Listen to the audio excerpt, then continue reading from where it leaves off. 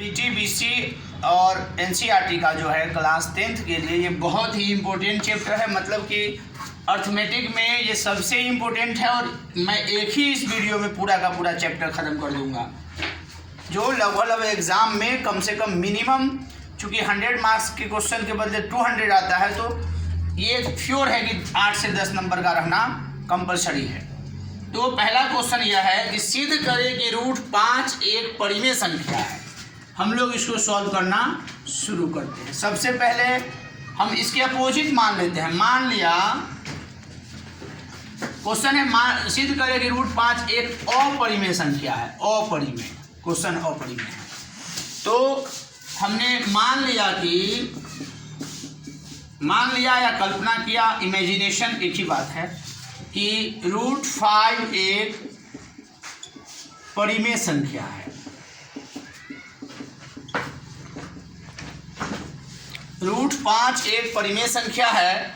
जब परिमेय संख्या होगा तो हम लोग जानते हैं कि परिमेय संख्या को p/q के रूप में भी लिखा जाता है। इसका मतलब हुआ कि रूट 5 इक्वल p/q। यहाँ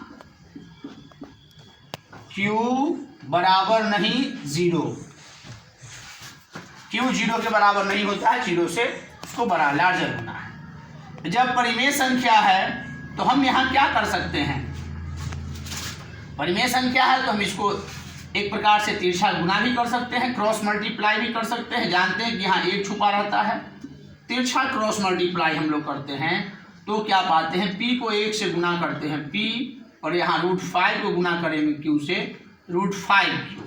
अब हम इसके दोनों तरफ स्क्वायर करते हैं, दोनों तरफ वर्ग करने पर, दोनों तरफ जब हम वर्ग करते हैं, p है, p का वर्ग करते हैं, p² हो जाएगा।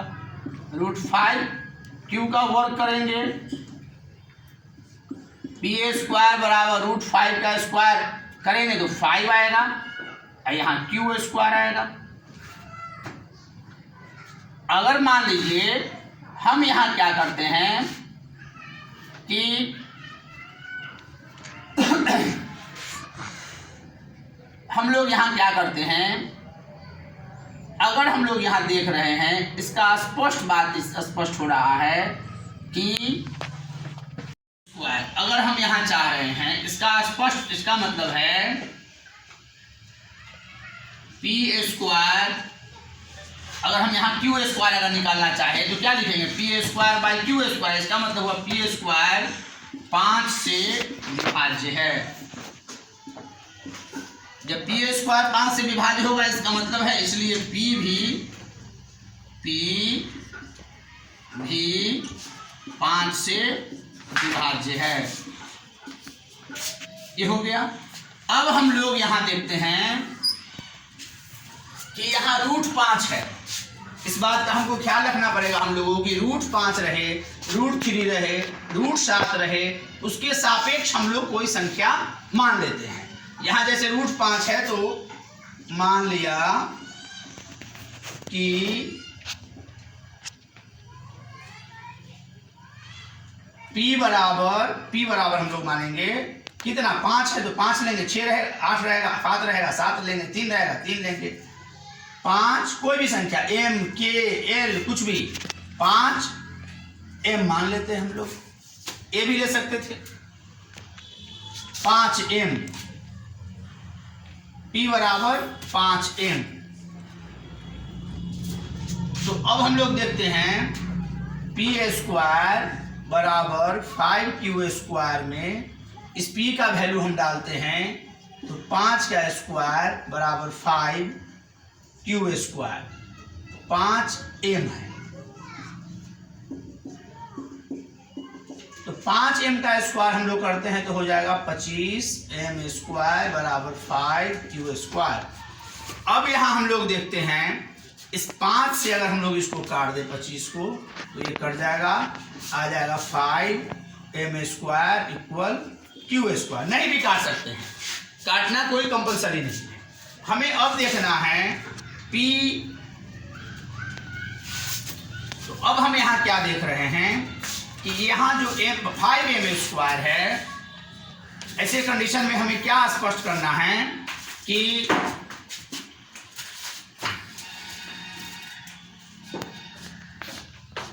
से विभाज्य है। यहां हम लोग देख रहे हैं कि इसी 5 से अंश भी विभाजित हो रहा है, p भी, और इसी 5 से q भी विभाजित हो रहा है। तो ये क्या है, अतः यह विरोधाभास है, इसलिए हमारी मान्यता गलत है। मान्यता क्या है कि √5 एक परिमेय संख्या हमने मान लिया, वो बात सही नहीं है, इसीलिए √5 एक अपरिमेय संख्या है।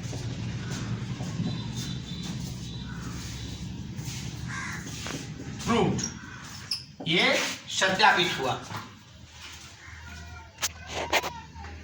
5 सिद्ध कीजिए कि 3 + 2√5 एक अपरिमेय संख्या है।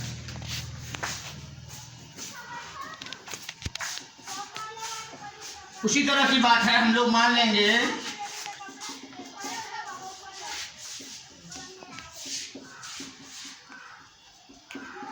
कि 3 + 2√5 एक अपरिमेय संख्या है। एक अपरिमेय सिद्ध करना है तो हम लोग उल्टा मानते हैं, परिमेय संख्या है। स्वाभाविक सी बात है कि परिमेय संख्या है तो उसे हम p/q के रूप में लिख सकते हैं। 3 + 2√5 बराबर p/q। अब हम लोग यहाँ क्या करते हैं, परिमेय संख्या को तो p/q के रूप में लिखते ही है ना। अब हम लोग क्या करते हैं, अंक वाले को अंक साइड में लाते हैं और करनी वाले को, रूट वाले को इधर रहने देते हैं। p/q, ये +3 इधर जाकर -3 हो जाएगा। और अगर हम √5 निकालना चाहें तो √5 बराबर p/q -3/2। ये तो क्या है यहाँ, ये तो ये संख्या और ये संख्या दोनों बराबर है। यहाँ p/q -3/2 एक परिमेय संख्या है, परंतु √5 एक अपरिमेय संख्या है। ये परिमेय है और ये अपरिमेय है, दोनों बराबर है, मतलब परिमेय संख्या अपरिमेय संख्या के बराबर है, ऐसा संभव नहीं है। इसका मतलब है कि इसीलिए 3 + 2√5 एक परिमेय संख्या नहीं है, परिमेय संख्या नहीं है, इसीलिए 3 + 2√5 एक अपरिमेय संख्या है। अपरिमेय संख्या है, ये भी सत्यापित हो गया। ये सब तो इजी है, आसान है। नेक्स्ट है, सिद्ध कीजिए कि 1/√2 एक अपरिमेय संख्या है। यह है क्वेश्चन नंबर 3 का पहला।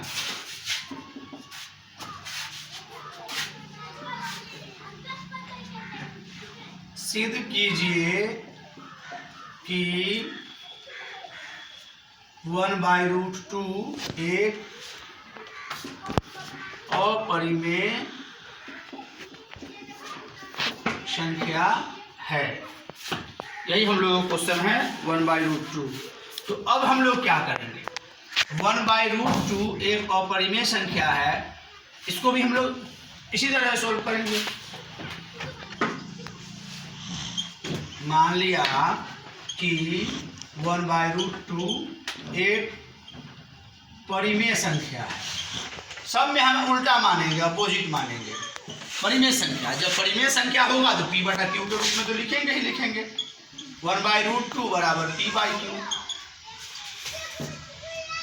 अगर हम क्रॉस मल्टीप्लाई करते हैं, तिरछा गुना करते हैं, तो हो जाता है √2p बराबर q। √2p बराबर q। अगर हम लोग √2 निकालते हैं क्रॉस गुना करते हैं। अगर मान लीजिए यहाँ हम लोग p अगर निकाले तो p बराबर हो जाएगा q/√2,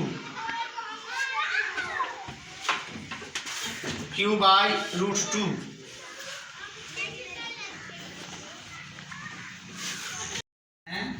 सुधार क्या कर देते हैं कि दोनों को उलट देते हैं, दोनों पक्ष को उलट देते हैं। बायां पक्ष तथा दायां पक्ष को उलटने पर उलट देंगे तो क्या हो जाएगा, √2 को ऊपर कर देंगे, 1 को नीचे कर देंगे, p को इधर कर देंगे और q को ऊपर कर देंगे और p को नीचे कर देंगे। तो क्या हो जाएगा, यहाँ आ जाएगा हम लोग को √2p बराबर q, और √2 बराबर निकालेंगे तो हो जाएगा q/p। परंतु √2 अपरिमेय है, इसीलिए 1/√2 भी अपरिमेय है, प्रूफ। तो इस प्रकार से इस चैप्टर का कोई भी क्वेश्चन लगभग इसी प्रकार से है। 4 नंबर क्वेश्चन